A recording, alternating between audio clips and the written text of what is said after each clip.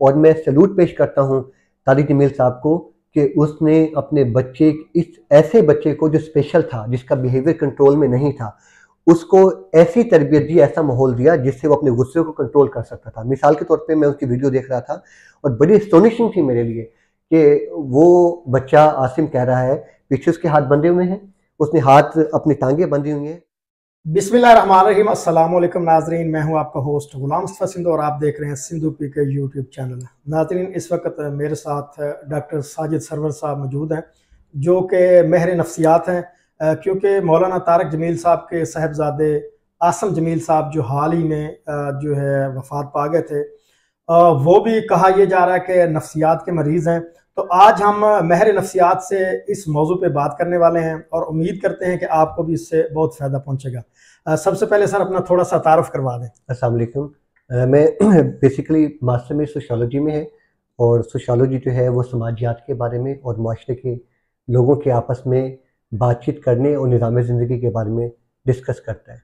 और उसके बाद मेरी एमफिल क्रिमिनोलॉजी में है और अब मैं पीएचडी इन सोशल साइंसेज में कर रहा हूँ, जिसमें सोशियोलॉजी, साइकोलॉजी और क्रिमिनोलॉजी जो है, इस सब्जेक्ट को हमने मिला के नई डिग्री जो पाकिस्तान में मुतारिफ कराई है, उसके मैं पीएचडी स्कॉलर हूँ।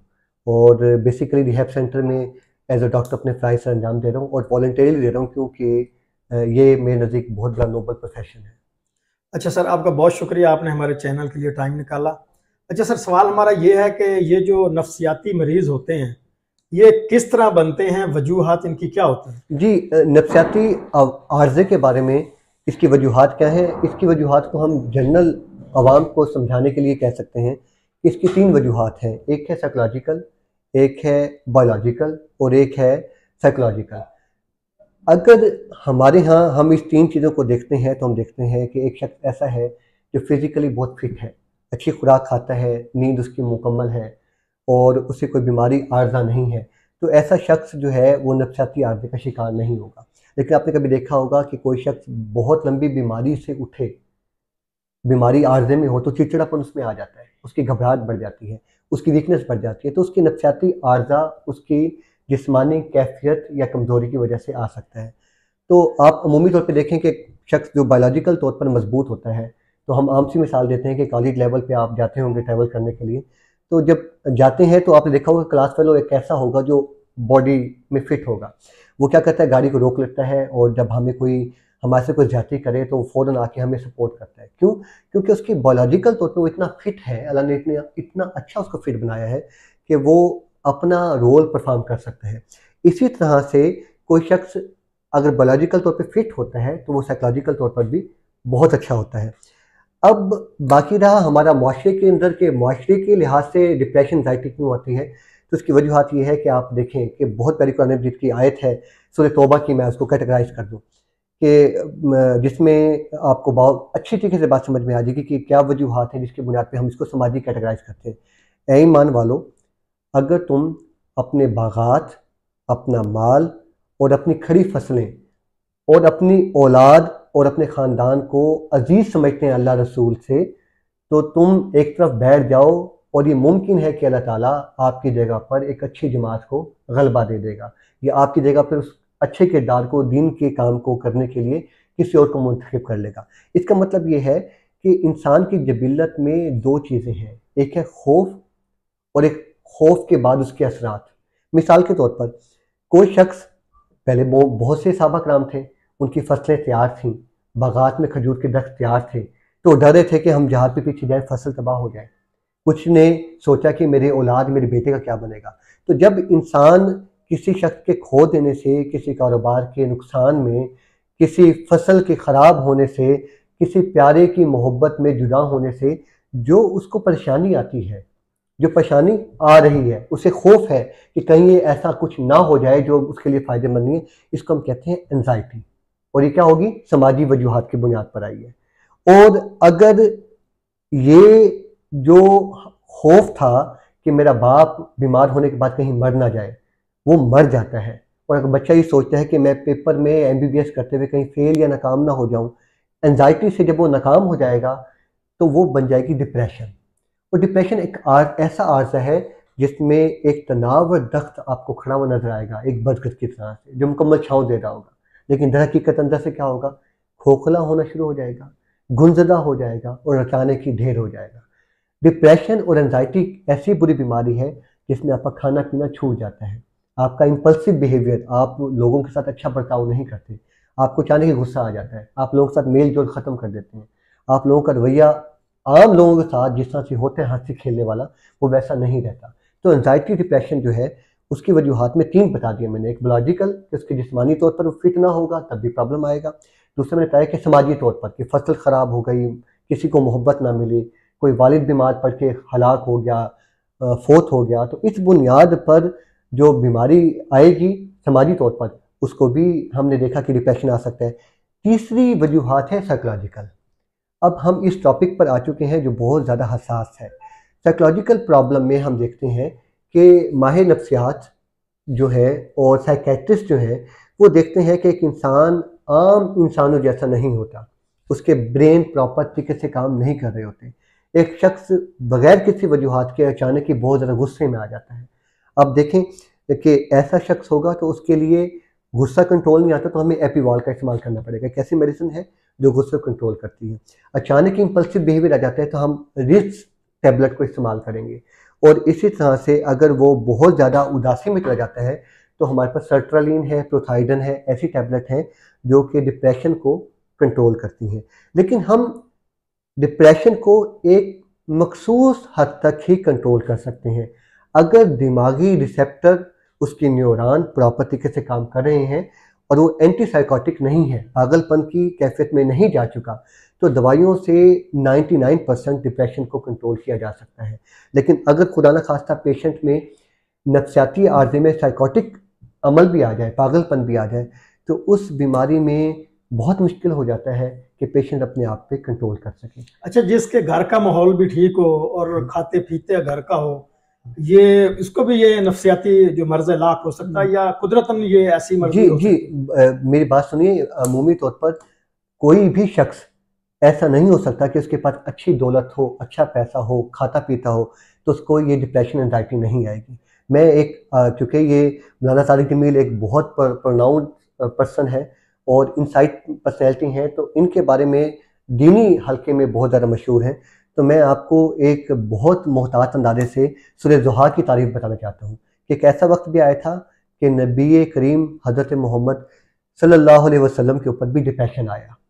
आपकी ज़ौजा मोहतरमा हज़रत आयशा रज़ियल्लाहु तआला अन्हा के ऊपर बहुतान लगा, आपके ऊपर 1 या 2 महीने वही नहीं आई, तो आपने गुमान किया कि कहीं अल्लाह ताला मुझसे उदास तो नहीं है, तो फ़ौरन आयतें उतरी, वज़्ज़ुहा, चमकते हुए दिन की कसम, ए नबी जो कि आपके काम करने के लिए बनाया गया है, वल्लैलि इज़ा सजा, और उस रात की कसम जो मुकम्मल तारीख हो जाती है जिसमें आप आराम करते हैं।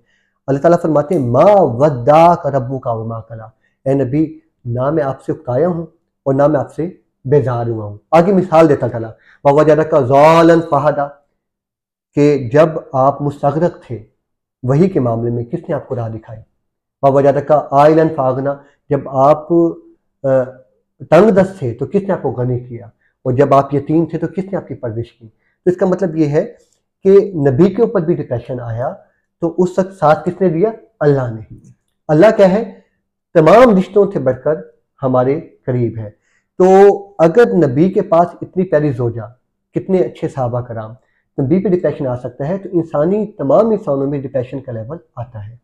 और इस डिप्रेशन को कंट्रोल करने का क्या तरीका है, वो है फैमिली, आपके रिश्तेदार, आपके अच्छे दोस्त, आपकी अच्छी फैमिली।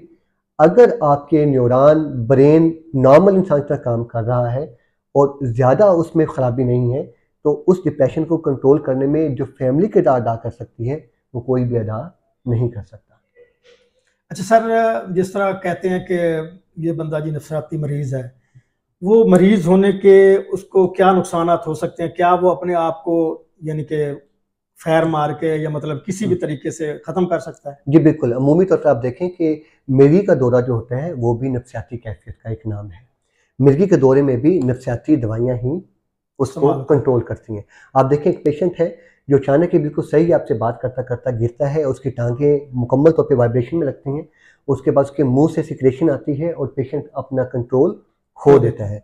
इसी तरह से देखें कि बहुत से ऐसे पेशेंट हैं मैं इससे रेलिवेंट तो नहीं है, लेकिन जब आइस के पेशेंट हमारे पास आते हैं, क्योंकि मैं रिहैब सेंटर में काम कर रहा हूँ, तो नशे के आदी लोग आते हैं तो वो अपनी बॉडी पे मुकम्मल कंट्रोल नहीं रखते, मुकम्मल तौर पे ऐसा लगता है जैसे पागलपन के दौरे पड़ रहे हो। आइस के पेशेंट जो होते हैं वो इतने फोबिया में आ चुके होते हैं कि दीवारों को टक्कर मारते हैं, लोगों के साथ बातचीत करते हुए खौफजदा होते हैं। तो उस वक्त हम मखसूस दवाओं से उसके बिहेवियर को कंट्रोल करते हैं। लेकिन याद रहे कि अगर फिनोमेना ऐसा हो कि जिसमें वजूहात नफ्सियाती कम हो और माशरती ज़्यादा हो, फैमिली अच्छा सलूक ना करे, आपका कोई प्यारा आपसे बिछड़ जाए, आपको कोई बेरोज़गारी आपके सामने आ जाए, तो ऐसी वजूहात में फैमिली, रिश्तेदार, करीबी बहन भाई, दोस्त सबके सब बहुत अच्छा साथ देके और अच्छे साइकोलॉजिस्ट की मदद से आप डिप्रेशन से with in days and with in month आप कंट्रोल कर जाएंगे। लेकिन अगर दिमागी आर्जा भी साथ शामिल हो तो उसमें पेशेंट हमला भी कर सकता है, उसमें पेशेंट बहुत ज़्यादा अचानक इम्पल्सिव बिहेवियर, गुस्सा भी करता है, उसमें पेशेंट अटैक भी करता है। ऐसे पेशेंट के न्यूरॉन बहुत तेज़ होते हैं, तो हम उसके बॉडी को सुस्त करने के लिए दवाइयाँ देते हैं जो कारीगर हैं, लेकिन पेशेंट की कैफियत कई दफ़ा दवाइयों से भी कंट्रोल में नहीं आती। मैं अमूमी तौर पर इस मीडिया के प्लेटफॉर्म से आप रिक्वेस्ट करना चाहूँगा आवाम से, मुझे बहुत ज़्यादा अफसोस है कि ऐसी दीनी शख्सियत के बारे में, उसके बच्चे के बारे में लोगों ने कहा कि वो खुदकुशी कर गया। दरहकीकत मुझे आप बताएं, एक शख्स पागलपन की कैफियत में हो, उसे नहीं पता होता कि ये करंट है और वो तारों को हाथ लगा दे। इवन आप देखें कि एक छोटा बच्चा जो अकल सूझबूझ नहीं रखता, वो गर्म चीज़ को हाथ लगा लेता है, हाथ जल जाता है, तो आप ये क्या कहेंगे कि वो पागल था? अगर पागल था तो उसको खुदकुशी की तरफ तो उसको पता ही नहीं है, तो लिहाजा वो तो बच्चा शहीद की कैफियत में है। तो मैं हादसाती मौत मतलब कहा जा, हादसाती मौत, बिल्कुल हादसाती मौत कही है उसे। और मैं सैल्यूट पेश करता हूँ तारिक जमील साहब को कि उसने अपने बच्चे, इस ऐसे बच्चे को जो स्पेशल था, जिसका बिहेवियर कंट्रोल में नहीं था, उसको ऐसी तरबियत दी, ऐसा माहौल दिया जिससे वो अपने गुस्से को कंट्रोल कर सकता था। मिसाल के तौर पे मैं उसकी वीडियो देख रहा था और बड़ी एस्टोनिशिंग थी मेरे लिए कि वो बच्चा आसिम कह रहा है, पीछे उसके हाथ बंधे हुए हैं, उसने हाथ अपनी टांगे बंधी हुई हैं और वो पूल के अंदर एक्सरसाइज कर रहा है कि मैंने खादपुर डैम को क्रॉस करना है, और वो हाथ बांध के और एक्सरसाइज कर रहे हैं। देखें, जज्बा था। ऐसे पेशेंट में मोटिवेशन बहुत ज़्यादा होती है, ऐसे पेशेंट जज्बाती बहुत ज़्यादा होते हैं, ऐसे पेशेंट अचानक के गुस्से में बहुत तेज़ आ जाते हैं। तो ऐसे पेशेंट के लिए क्या होता है, एक्टिविटी अरेंज की जाती है। हम उसे दवाइयाँ देंगे, दवाओं के साथ वो कंट्रोल में रहेगा, लेकिन साथ क्या करेंगे, उसे जिम की तरफ लेके जाएं, उसे वॉक की तरफ लेके जाएं, उसे साइकिलिंग कराएं, उसे दौड़ लगवाएं। क्यों? ताकि उसकी एनर्जी कम होगी तो पेशेंट क्या होगा, नॉर्मल पोजीशन में आ जाएगा और मेडिसिन भी कम इस्तेमाल में आएगी। लेकिन देखें, मौलाना तारिक जमील साहब ने प्रॉपर तरीके से उसे इजाज़त दी, वो साइकिलिंग पे कितना लंबी वॉक पे निकलता था, वो कितनी अच्छी जिम एक्सरसाइज कर रहा था, और वो कितनी अच्छी एक्सरसाइज जो थी वो तैराकी कर रहा था। तो इसका मतलब ये है कि स्विमिंग हो गया, वॉकिंग हो गया, जिम एक्सरसाइज हो गई और दवाइयाँ हो गई, उसके बाद साथ ही कि उसका कारोबार भी मौलाना साहब ने करवा के दिया।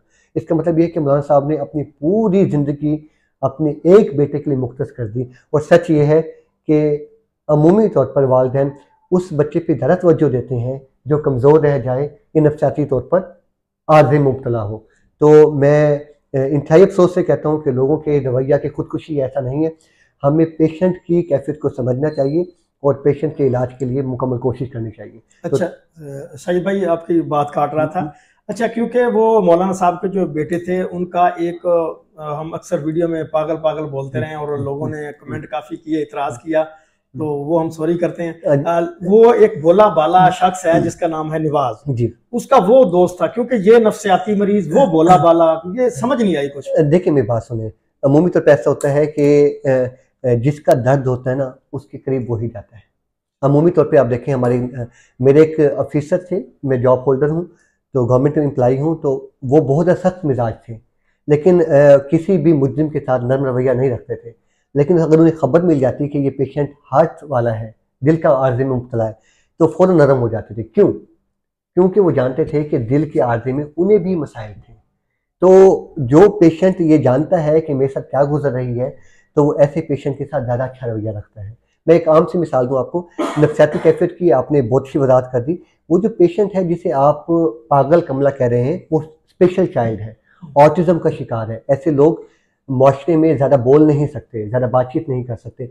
हाँ, हम एक ख़ास तरबियत के थ्रू और साइकोलॉजिकल असेसमेंट करके उन्हें इस काबिल बना सकते हैं कि वो अपनी सब्ज़ी ला सकें, बातचीत कर सकें, छोटी थोड़ी बहुत तालीम हासिल कर सकें और अपनी खुराक खुद खा सकें या बात को समझ सकें। ऐसे पेशेंट बहुत ज़्यादा माशरे में कारआमद और मुकम्मल तौर पे सेहतमंद नहीं हो सकते। तो वो शख्स स्पेशल ऑटिज़म का शिकार है, और क्योंकि आसिम का उसकी बहुत ज़्यादा लगाव था, तो हमें उसे स्पेशल पर्सन समझना चाहिए, और जबकि हम उसे पागल कह रहे हैं।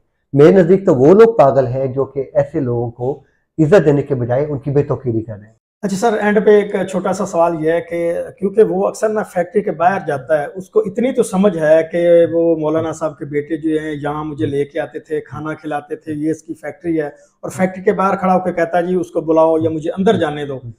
वो भोला भाला है। इस तरह के जो सवाल हैं उसके ज़हन में, माइंड में कैसे? सर मैं एक बड़ी आम सी मिसाल दूं आपको, एक आम एक्सपीरियंस, ये सोच तो से मैं वजाहत नहीं करना चाहता, मैं कंपैरिजन नहीं करता। आप एक पिल्ला, एक कुत्ते के बच्चे को पाल लें, आप एक बिल्ली को पाल लें और आप उसे 3 दिन खुराक दे दें और उसे प्यार करें, तो वो इतनी मोहब्बत की ज़बान समझता है कि उसमें समझ नहीं है। एनिमल नहीं समझ सकता, लेकिन क्या करता है, वो आपके पीछे पीछे होता है, आपके साथ क्या करता है, रिस्पेक्ट देता है और आपकी ज़बान को समझता है। देखिए वो तो इंसान था, आसिम का दोस्त एक इंसान था, वो मोहब्बत की ज़बान समझता है। पागल अपने माँ के रिश्ते को नहीं भूल सकता। क्या आसिम अपनी माँ के रिश्ते को भूल गया था? नहीं भूला। क्या वो अपने भाई को भूलता था? नहीं भूला। तो स्पेशल चिल्ड्रन भी अपने फैमिली के रिलेशन को जानते हैं, और सबसे बड़ी बात यह कि जो उनको रिस्पेक्ट देता है वो उनके साथ बहुत ज़्यादा मोहब्बत करते हैं। आप अमूमी तौर पे देखें कि ऐसे पागल लोग होंगे जो कि दरबारों पे रह रहे होंगे, लेकिन वो मतवल्ली के साथ बड़ी इज्जत से पेश आएंगे। क्यों? क्योंकि वो उनके साथ मोहब्बत से पेश आते हैं। मोहब्बत की ज़बान हर इंसान समझता है, मैं भी, आप भी और स्पेशल पर्सन भी।